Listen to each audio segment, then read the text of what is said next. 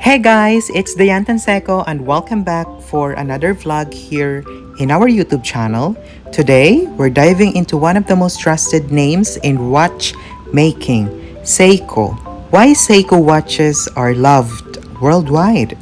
Whether you're a collector, a casual wearer, or someone looking for their first real watch, Seiko always has something solid to offer. Seiko started way back in 1881 in Tokyo, Japan. Over the decade, the branch became known for reliability, craftsmanship, and value. They produced the world's first quartz wristwatch, the iconic Astron, and they're the company behind the famous spring dive movement. So ngayon, lagi natin tinatanong, bakit nga ba sikat ang Seiko? Simple lang. Number 1, reliable movement. Whether quartz or automatic Seiko movement are known to last. Second is affordable to premium range. My 5 Sports, my Prospects, my Presage, lahat may sariling identity. Durability, pang daily wear, pang outdoor, kahit pang diving. Design variety, from classic dress watch to tool watches, may model para sa lahat. These are some of the featured watches here in the vlog. Let's take a look at the Seiko 5 Sports. This is my chosen model. Ang ganda ng build, solid stainless steel case, reliable, and of course, that classic Seiko look. The dial, the bezel, the chronograph, bracelet strap, lume shots. This model comes with a 100 water resistance, hard flex crystal, automatic movement, day date, perfect for daily wear. Seiko is a Japanese maker of watches, clock, electronic devices, and semiconductors. Founded in 1881 by Kintaro Hattori in Tokyo. Seiko introduced the world's first commercial quartz wristwatch in 1969. Seiko is widely known for its wristwatches. Seiko and Rolex are the only two watch companies considered to be vertical integrated. Seiko is able to design and develop all the components of a watch, as well as assemble, adjust, inspect, and ship them in-house. So, what are the pros and cons of buying a Seiko watches? Pros? Number 1 is excellent value for money. Number 2, trusted movement. Number 3, its versatility design. Number 4, good resale and community support. Of course, there's always cons. Cons number 1 is hard flex instead of sapphire on some models. 2 is some bracelets felt lightweight. Number 3, price increase in recent years. At the end of the day, Seiko brand remains a brand you can trust. Whether you are a beginner or a long-time collectors, there's always something in their lineup worth checking out. Especially in these stores that I'm featuring right now, Time Bureau and Time Lux. These are stores that has been operated since 1950s here at Avenida Santa Cruz, Manila. These featured stores offering vintage watches and brands, and I hope that you're enjoying this video. Please hit like, share, comment, and subscribe. And of course, don't forget to comment down below your favorite Seiko watch.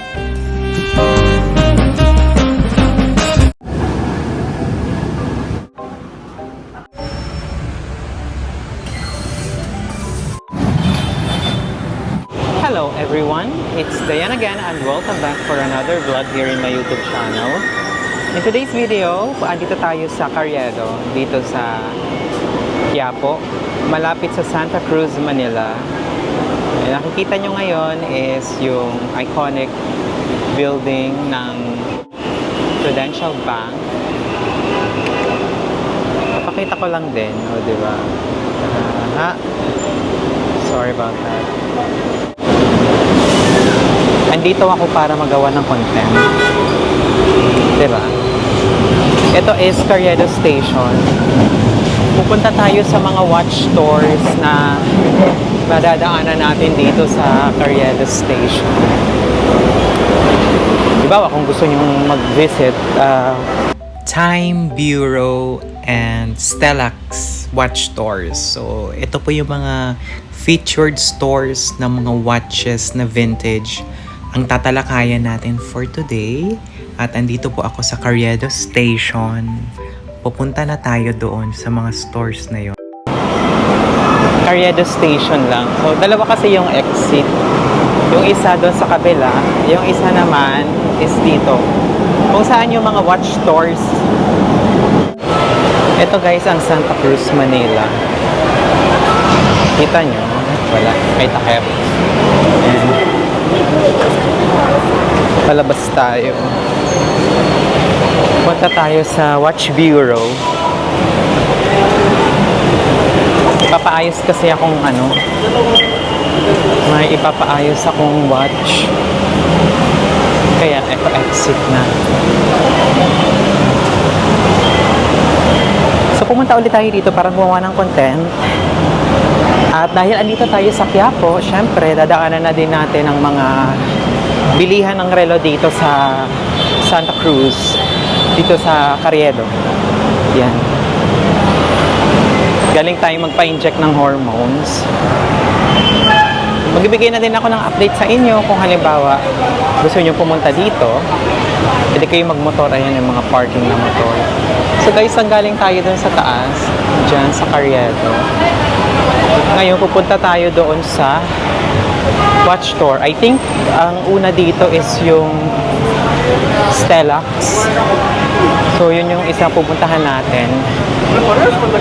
Guys, dito din, kung halimbawa gusto nyo magpagawa ng salamin, meron din dito. Actually, naglipaan na nga dito. Mas marami nga yung mga pagawaan ng salamin kaysa sa mga watch stores. Itong unang pupuntahan natin, Time Bureau. Yan. Ang katapat niya is itong Emerald Circle ng Avenida. Diba? Yan. Ipapaayos kasi ako. Kaya dito na din tayo pumunta. Hello po ate. Yan, Seiko Time Bureau. Pasok tayo. May papagawa lang kasi pagawa lang akong hello, hi madam. May papagawa lang po ako. Wala yung technician? Wala po. Bali yung relo, yung battery. Oo. Papabattery ka. Pwede ba? Sige. Pero pa yung paggawa na. Okay. Battery lang naman, replace. Pwede battery. Pakita mo na. Sige po. Ano po ba ang payment dito, ma'am? Cash. Cash lang. Halimbawa, bibili po ng relo, cash din. Wala po kayong card. Wala po kayong QR code. Cash lang. Okay. Ayan. Hello po, good afternoon po. Battery replacement lang po.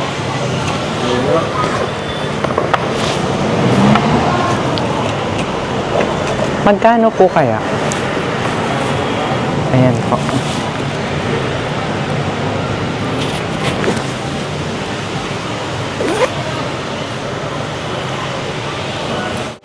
Wala ko pang sarado. Wala po kayong pang sarado. If ever po, kailan po kaya pwedeng magpagawa dito? Ano kung hindi? Kailan po kaya pa yung technician ninyo? Kailan po siya? Hindi niyo pa po alam.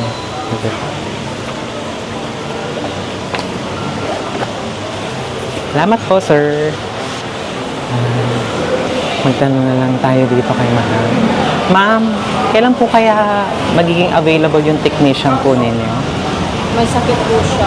May sakit siya. Hindi siya makapapasok.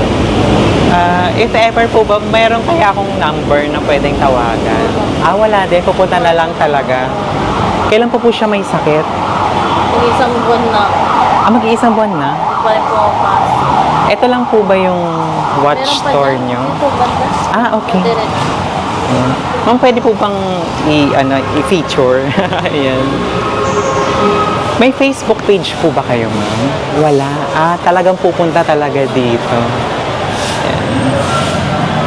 Ito yung mga Seiko dito. So, Time Bureau. Ayan. Ayan. Nasa may highway lang siya ng Santa Cruz. Mabait ni ate kasi nga sabi ko sa kanya, pwede bang ipakita itong mga nandito? Okay, so may nagtanong kasi dito sa limited edition ng Street Fighter.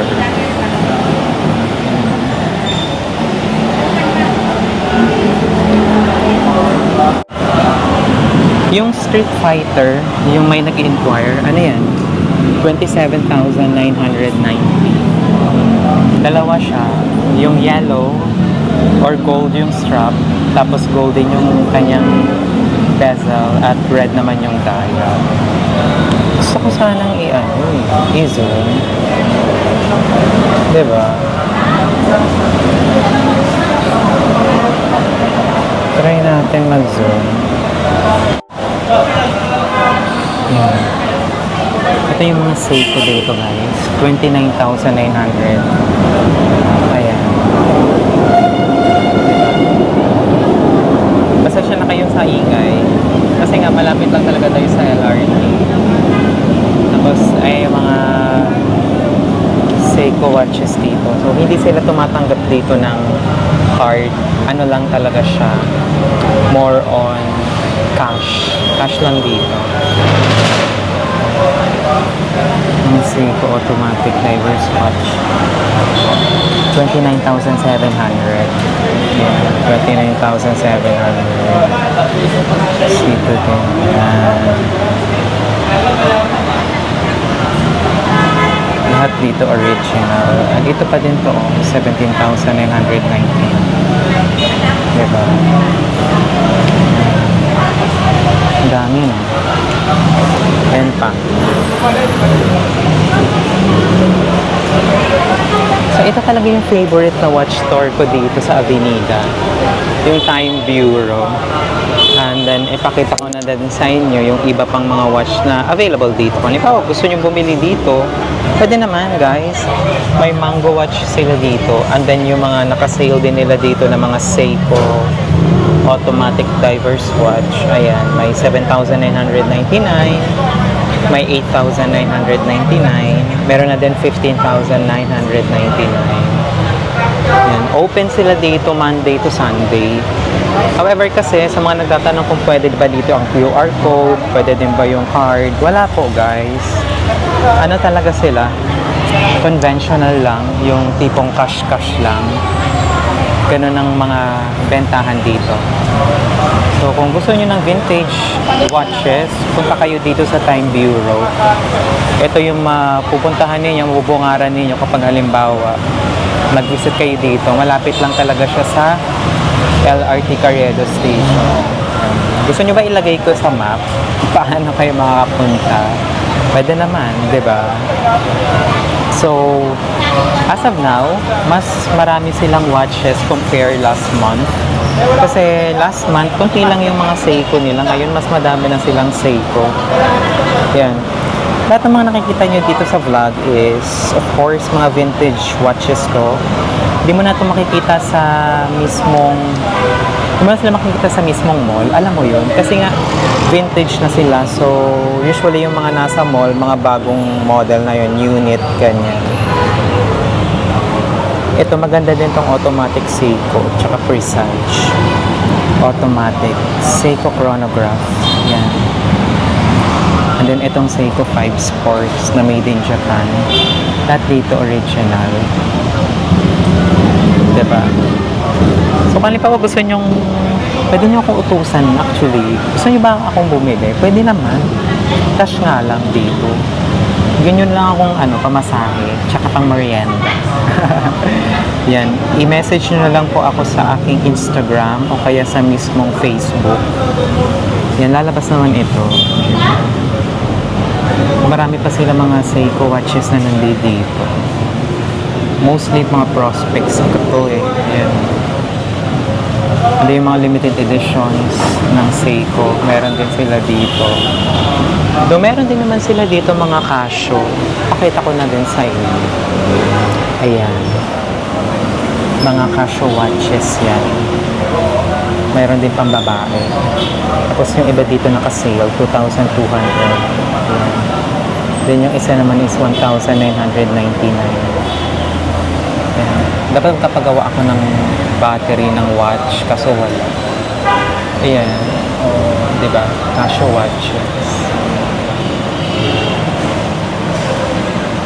Ito na kasi, 1,999. Ito naman, 4,299.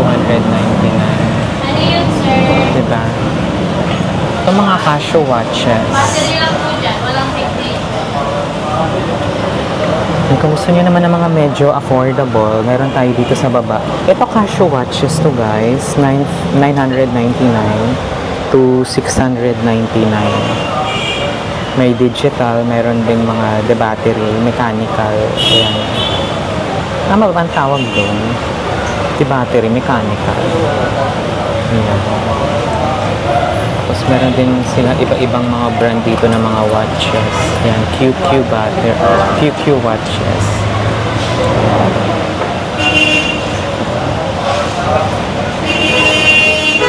Guess. Diba mga Casio watches. So dito meron din silang baby G-Shock. Meron ding G-Shock. Yung baby G-Shock nila dito is 4,199. Yan, may kasama na siyang lagayan. Yung iba naman dito kasi second hand. Ito, 3,999. Mga baby G-Shock. And then, dito sa baba naman, 3,619. Yan. So, makikita nyo na dito agad yung mga presyo. Ito, 3,219. Ito, 3,499. 3,399. So, yan yung mga price. Perfect to guys, pang regalo. Kung halimbawa gusto nyong regaluhan yung mga asawa ninyo, mga anak ninyo, boyfriend ninyo, girlfriend ninyo, diba? Punta na kayo sa Time Bureau. At least, makakatipid kayo dito at original pa, diba? So far kasi, bawal pa dito magpagawa kasi may sakit daw yung technician nila. So, wala naman tayo magagawa, diba? Pero pwede kayo magpapalit ng battery. Ito, G-Shock, 2,999. Tapos, 3,899. Yan, ganyan lang yung mga watches dito. And then, may 1,399. So, yung iba dito mura kasi nga, vintage na kasi siya.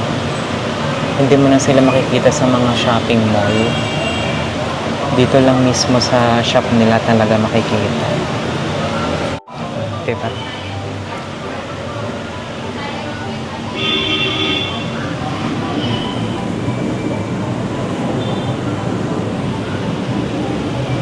Simple din. Simple watch. Ganda.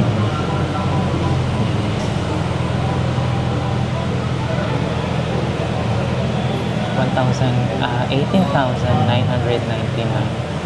Tapos, yung ito isa, 19,999.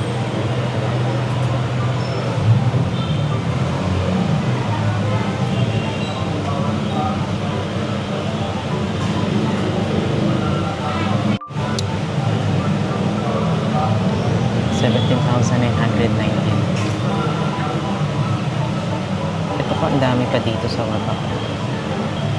Diba?